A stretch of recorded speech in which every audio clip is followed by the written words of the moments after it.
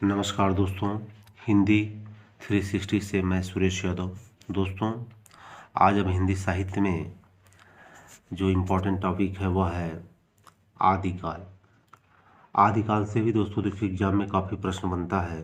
जो बच्चे UGC net, PGT Hindi, TGT और स्टेट के जो भी हिंदी से रिलेटेड एग्जाम है उसकी तैयारी कर रहे हैं, यहाँ से प्रश्न काफ़ी बनता है। दोस्तों, अब हम इसको स्टार्ट करते हैं। आगे आज क्या क्या प्रश्न इसमें इम्पोर्टेंट है, तो देखिए इसमें पहला प्रश्न है सहजयान के प्रवर्तक कौन है। सहजयान के प्रवर्तक कौन है? सहजयान के प्रवर्तक सरहपा है। व्याख्या देखते हैं। बौद्ध धर्म की सहजयान एवं ब्रजयान शाखा से संबंधित 84 सिद्धों में प्रथम सिद्ध कवि सरहपा 8वीं सदी की सहजयान का प्रवर्तक कहा जाता है। सरोज व्रज या राहुल भरत आदि नामों से प्रसिद्ध सरहपा को राहुल सांकृत्यायन ने हिंदी का प्रथम कवि माना है। Very important. हिंदी का सरहपा को हिंदी का प्रथम कवि किसने कहा है? राहुल सांकृत्यायन ने कहा। कई बार पूछा जा चुका क्वेश्चन है। सरहपा द्वारा रचित गंदोहा कोश है और भाव और शिल्प की जो परंपरा संत साहित्य में जाकर नए रूप में उभरी, उसका बीज रूप सरहपा के काव्य में द्रष्टव्य है। सरहपा सरहपा समर्पा पुस्तक और चरैपा, लुइपा, कण्वपा, डोम्बिपा, कुकुरपा आदि काल के अन्य प्रमुख सिद्ध कवि हैं। तो ये ध्यान रखिएगा, समर्पा की पुस्तक कौन सी है? चरैपा है। तो यहाँ से प्रश्न काफ़ी बनता है। और यह सरहपा को प्रथम कवि किसने माना है? राहुल सांकृत्यायन ने। कई बार प्रश्न आया हुआ है।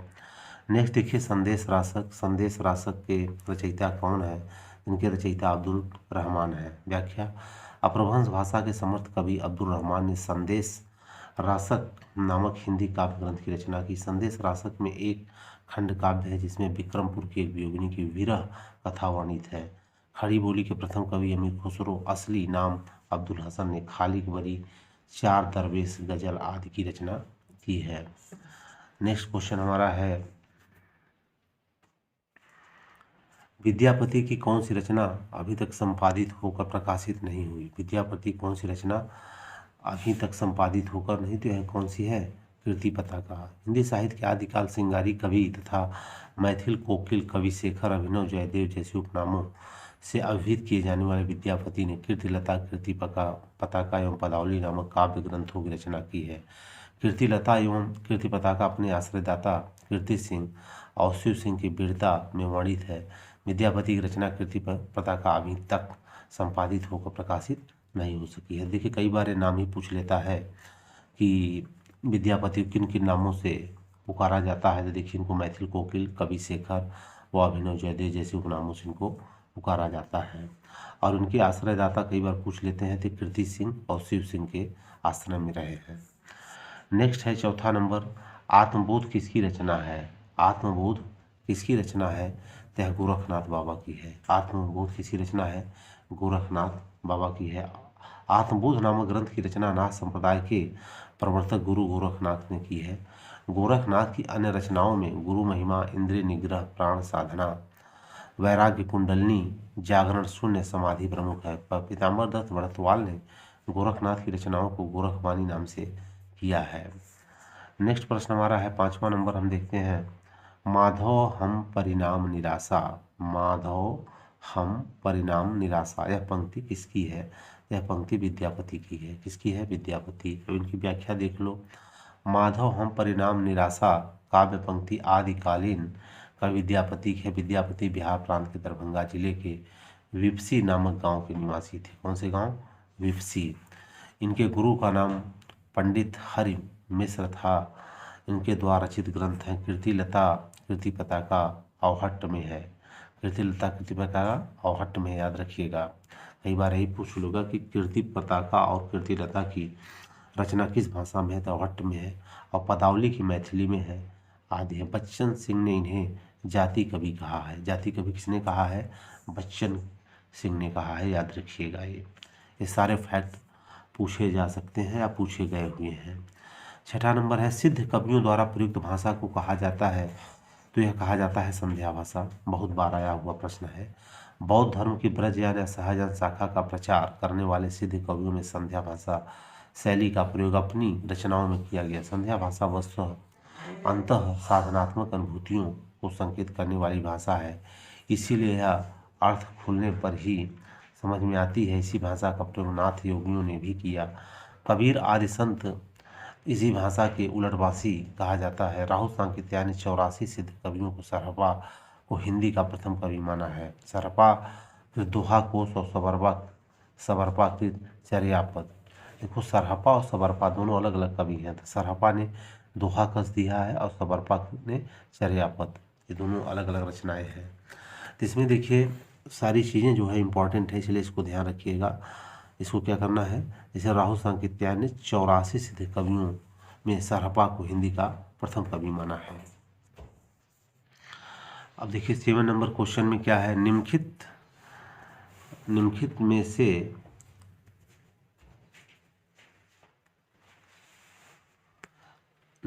में से किस रासो काव्य का मूल वर्ण विषय वीर रस न होकर श्रृंगार रस है? क्या है? श्रृंगार रस है। तो यह है बीसल देव रासो। नरपत नालकृत बीसल देव रासो मूलतः एक मुक्तक गेय काव्य है। बीसल देव रासो आदिकालीन रासो काव्य परंपरा की श्रृंगारिक रचना है। इसमें भोज परमार की पुत्री राजमती एवं अजमेर के चौहान राजा बीसल देव तृतीय के विवाह, वियोग एवं पुनर्मिलन आदि की सरस शैली में प्रस्तुति की गई है। आदिकालीन रचना बीसल देव श्रृंगारी परंपरा के विद्यापति भक्ति काल के रमाख्यानक काव्य में होते हुए भी रीतकाल के श्रृंगार काव्य के रूप में एक चरम इनको विकास प्राप्त हुआ था। तो याद रखिएगा कि बीसल देव रासे जो है यह वीर रस न होकर के श्रृंगार रस में लिखा गया है। वीर रस में न होकर के श्रृंगार रस में। अब देखिए नेक्स्ट है आलखंड। कौन सा है? आलखंड का दूसरा नाम, जिनका दूसरा नाम परमाल रासो है। जगनिक ने परमाल रासो को लिखा था। देखिए नेक्स्ट हमारा क्वेश्चन आ जाता है 9वां नंबर, खड़ी बोली हिंदी में सर्वप्रथम रचना करने वाले कवि कौन है? यह कौन है? अमीर खुसरो है। खड़ी बोली हिंदी रचना करने वाले प्रथम कवि अमीर खुसरो हैं। तोता हिंद नाम से चर्चित अमीर खुसरो का जन्म उत्तर प्रदेश के एटा जिले में पटियाली गांव में हुआ था। इनका असली नाम अब्दुल हसन था। ऐसे प्रश्न पूछे जा चुके हैं। रचना खालीगरी, शाह दरवेश, दो सुखने गजल, हालाते कन्हैया और नजराने हिंदी अमीर खुसरो की प्रमुख रचनाएं हैं। नेक्स्ट देखो 10 नंबर जो प्रश्न है यह है परमाल रासो काव्य कृति के कवि का नाम बताइए।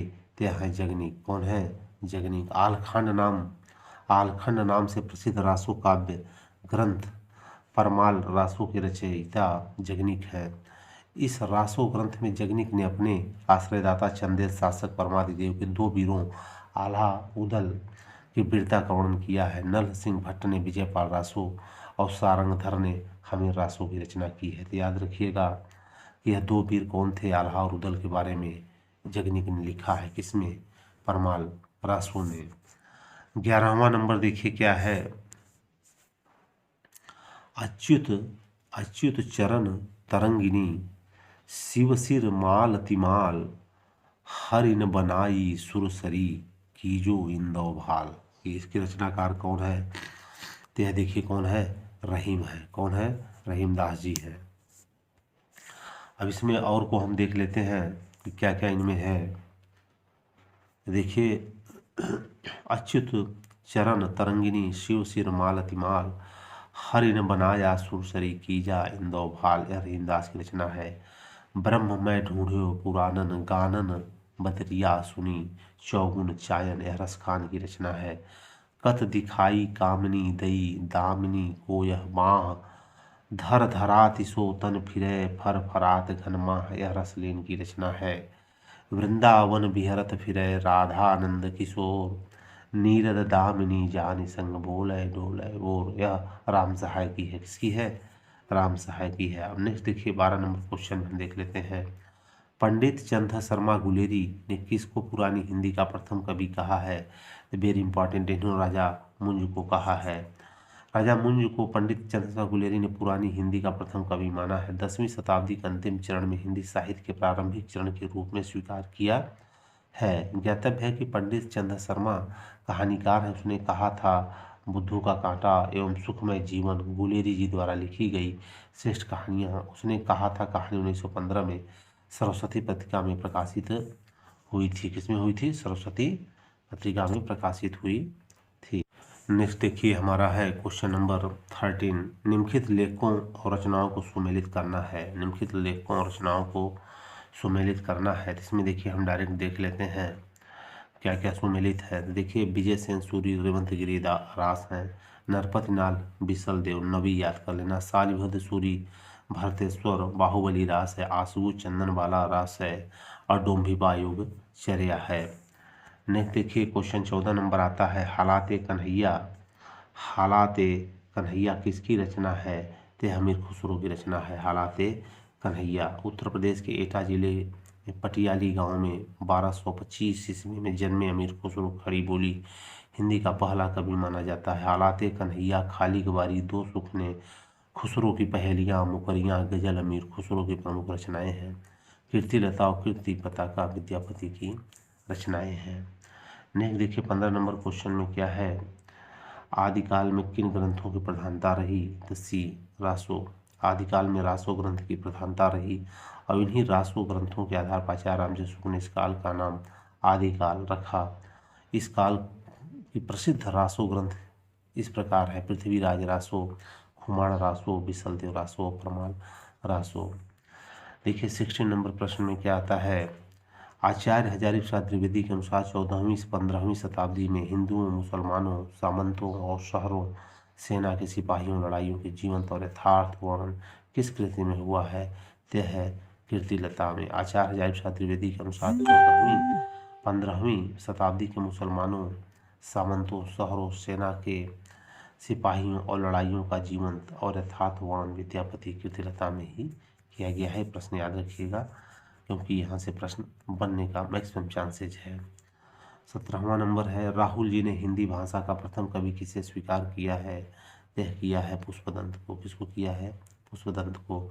राहुल सांकृत्याय ने 7वीं शताब्दी के सिद्ध कवि सरहप्पा को हिंदी का पहला कवि माना है। सरहप्पा 84 सिद्धों में से एक थे। डॉक्टर गणपत चंद्र गुप्त ने अपने ग्रंथ हिंदी साहित्य का वैज्ञानिक इतिहास में शालिभद्र सूरी को हिंदी का प्रथम कवि तथा इनकी रचना भारतीय बाहुबली रास को हिंदी की प्रथम रचना माना है। डॉक्टर हजारी प्रसाद द्विवेदी ने पुष्पदंत को और गुलेरी जी ने कवि मुंज को और राम कुमार वर्मा ने स्वयंभू को। तो ध्यान रखिएगा कि राम कुमार वर्मा ने स्वयंभू को माना है, हजारी प्रसाद पुष्पदंत को माना है, गुलेरी जी ने राजा मुंज को माना है और शालिभद्र और वैज्ञानिक इतिहास शालिभद्र सूरी को हिंदी का प्रथम कवि गणपत चंद्र गुप्त ने माना है।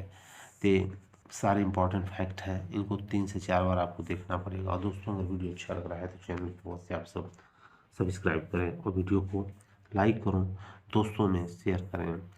अब बिसल रासो में किस शैली का प्रयोग किया गया है? तो है गे शैली। कौन सी है? गे शैली। बिसल रासो की रचना संवत 1212 में नरपत नाल ने की थी। इस काव्य ग्रंथ के चरित नायक विग्रह राज चतुर थे। अन्य रासो काव्य की भांति बिसल रासो वीर काव्य न होकर विरह काव्य है और इसका मूल रूप गे पद है। तो इसमें मतलब बिसल रासो का ऐसा काव्य है तो विरह काव्य लिख देना। इसको क्या है? विरह काव्य कर देना। जय मयंक जय चंद्रिका बहुत बार पूछा जा चुका क्वेश्चन है। जय मयंक जय चंद्रिका यह कौन है? मधुकर कवि है। कौन है? मधुकर कवि है। तो देख लीजिए कि हिंदी साहित्य की आदिकालीन रचना जय मयंक जस चंद्रिका के रचनाकार मधुकर कवि हैं। जय चंद्र प्रकाश के रचयिता भट्ट केदार, बिसल रासो के रचयिता नरपति नाल तथा विजय रासो के रचनाकार नल सिंह है। कौन है? नल सिंह है। अब देखिए 20 नंबर में इनमें से कौन सा कवि अभिनव जयदेव की उपाधि? तो अभिनव जयदेव कौन थे? विद्यापति थे। मैथिल कोकिल विद्यापति को राजा शिव सिंह ने अभिनव जयदेव को उपाधि प्रदान की थी। राजा राज पंडित, कवि शेखर, कवि रत्न, कवि कंठहार, कवि रत्न तथा मैथिल कोकिल विद्यापति की उपाधियां हैं। आदिकाल के श्रृंगारी कवि विद्यापति मैथिली भाषा पदावली की रचना की है। वेरी वेरी इंपॉर्टेंट है, इसको आप सब ध्यान दें। दोस्तों ये सारे आए हुए क्वेश्चन का समग्र अध्ययन है, इसको ध्यान से सुनिएगा। सूची 1 सूची 2 का मिलान कीजिए। तो देखिए बिसल देव पृथ्वीराज रासो, परमाल रासो और खुमार रासो यह किस किस ने लिखा है? तो डायरेक्ट यहाँ हम देख लेते हैं। देखिए आदिकालीन रासो बिसल देव रासो के रचयिता नरपति नाल है। पृथ्वीराज रासो के चंद्रबरदाई हैं। परमाल के जगनिक है, खुमार को दलपति है। तीसरा उसका बी सही हो जाएगा। 22 नंबर देखिए, भविष्यत कहा के रचनाकार कौन है? भविष्यत कहा के रचनाकार कौन है? यह है धनपाल, याद रखिएगा। भविष्यत कहा के रचनाकार है धनपाल है। भविष्यत कहा हिंदी साहित्य के आदिकाल के अपभ्रंश भाषा के कवि धनपाल की रचना है। पौमचरियु, ऋक्षेणीचरियु और नागकुमारचरियु अपभ्रंश भाषा के कवि स्वयंभू की रचनाएं हैं। महापुराण पुष्पदंत की रचना है। दोहा कोश सरहपा की है। ज्ञातव्य है कि सरहपा को राहुल सांकृत्यायन ने हिंदी का पहला कवि माना है, याद रखिएगा। किसने कहा है? राहुल सांकृत्यायन ने। पृथ्वीराज रासो महाकाव्य के रचयिता हैं, तेजचंद्र बड़ाई है, सबको पता है, वेरी वेरी इंपॉर्टेंट फैक्ट है। अब व्याख्या हम देख लेते हैं। पृथ्वीराज रासो के रचयिता पृथ्वीराज के दरबारी कवि चंद्रबरदाई थे, जबकि हेमचंद ने काव्यानुशासन लिखा है और परमाल की रचना जगनिक ने की है। अमीर खुसरो की रचनाएं खालिक बरी, खुसरो की पहेलियाँ, मुकरियाँ, दो सुख ने, गजल या कव्वाली है, या कव्वाली है। विद्यापति ने कुल कितने ग्रंथों की रचना की है? विद्यापति ने कुल कितने ग्रंथों की रचना की है? विद्यापति ने कुल कितने ग्रंथों की रचना की है? तो टोटल कितने किया है? 16। बंगाल के शासक शिव सिंह के आश्रय में रहते थे। विद्यापति ने कुल 16 ग्रंथों की रचना की है। इनमें मैथिल कोकिल भी कहा जाता है कि प्रमुख रचनाएं कीर्ति लता और कीर्ति पताका है। 25 नंबर है श्रृंगार काव्य। क्या है? श्रृंगार काव्य। इसमें बिसल रासो, श्रृंगार काव्य बिसल।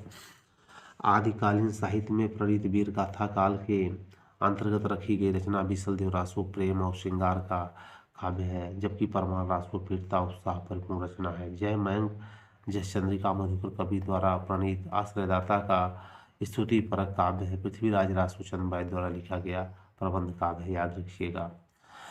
अब नेक्स्ट देखिए है मैथिली बोली की लोकप्रिय कवि, तो ये है विद्यापति जी। मैथिल बोली के लोकप्रिय कवि विद्यापति हैं। आदिकाल में विद्यापति जैसे श्रृंगारी कवि भी हुए हैं जिन्होंने मैथिली भाषा में पदावली की रचना की। वे मिथिला के राजा शिव सिंह के दरबारी कवि थे। विद्यापति को मैथिल कोकिल, अभिनय जयदेव, कविशेखर आदि के नामों से जाना जाता है। 27 नंबर देखिए है, निम्नलिखित में से कौन सी रचना पुष्पदंत की नहीं है? कौन सी रचना निम्नलिखित में से कौन सी रचना पुष्पदंत की नहीं है? यह हो जाएगा पौमचरी, क्योंकि यह स्वयंभू की है। पौमचरी प्रश्न रचना पौमचरी पुष्पदंत की रचना नहीं है, स्वयंभू की रचना है। किसकी रचना है? स्वयंभू की। स्वयंभू के अन्य रचनाएं है ऋक्षेणीम चौ, स्वयंभू छंद, जबकि महापुराण, जयकुमार चरी और जसहर चरी पुष्पदंत की रचनाएं हैं, तो याद रखिएगा। अब देखो 28 में आ जाता है सरहपा।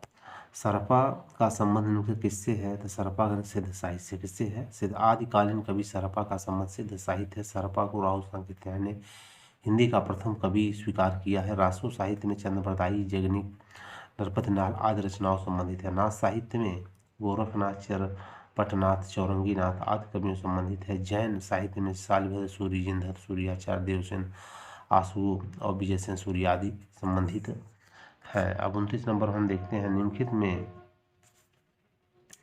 निम्न में से कौन शिलांकित कृति है? कौन सी शिलांकित? यह है राहुल बेल। कौन सी है? राहुल बेल है। इसमें देखना, राहुल बेल ग्रंथ शिलाकृति है। इसके रचयिता रोड़ा कवि है।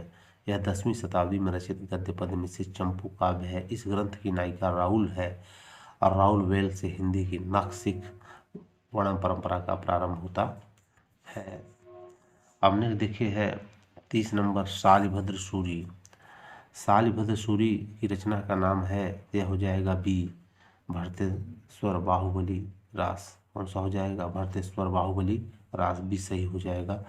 शालिभद्र सूरि की रचना भरतेश्वर बाहुबली रास के रचयिता रास है। यह 1184 में रचित 205 छंदों का खंड काव्य है। क्या है? खंड काव्य, याद रखिएगा। जबकि शालिभद्र सूरि की रचना भारतेश्वर बाहुबली रास है, 1184 में रचित है। 205 छंदों का खंड काव्य है। याद, कई बार ये पूछ लिया जाता है किस प्रकार का काव्य है, तो यह खंड काव्य है। जबकि सुमति गण द्वारा रचित नेमिनाथ रास एवं मधुकर द्वारा रचित जयमंग जय चंद्रिका है। अब देखिए आगे हम देखते हैं अमीर खुसरो। अमीर खुसरो जो है किस नाम से जाने जाते थे? अमीर खुसरो जो है तूतीय हिंद क्या जाने जाते थे? तूतीय हिंद। तोता हिंद, सितारे हिंद, सरहिंद नहीं, बल्कि इनको तूतीय हिंद से बोला जाता था। व्याख्या है, अमीर खुसरो चिश्ती संप्रदाय में दीक्षित थे। इनका जन्म एटा के पटियाली नामक ग्राम में हुआ था। इनके पिता का नाम सैफुद्दीन महमूद था। ये निजामुद्दीन औलिया के शिष्य थे। विद्वानों ने इन्हें तूतीय हिंद मतलब हिंदुस्तान की तूती कहा है। ये सूफी संत थे, खड़ी बोली हिंदी के प्रथम कवि कहे जाते हैं। इनकी प्रमुख रचनाएं इस प्रकार हैं, जैसे पहला है खाली बरी, पहेलियाँ, मुखरियाँ, दो सुखने और गजल। तो दोस्तों आज के लिए इतना ही, फिर मिलेंगे हम नेक्स्ट वीडियो के साथ इसके आगे की श्रृंखला लेकर के। दोस्तों अगर वीडियो अच्छा लगा है इसको आप सब लाइक करिएगा और चैनल को सब्सक्राइब करिए और कमेंट बॉक्स में लिखिए मैं इस श्रृंखला को कंटिन्यू रखूँ या कुछ और डालें। जय हिंद, जय भारत।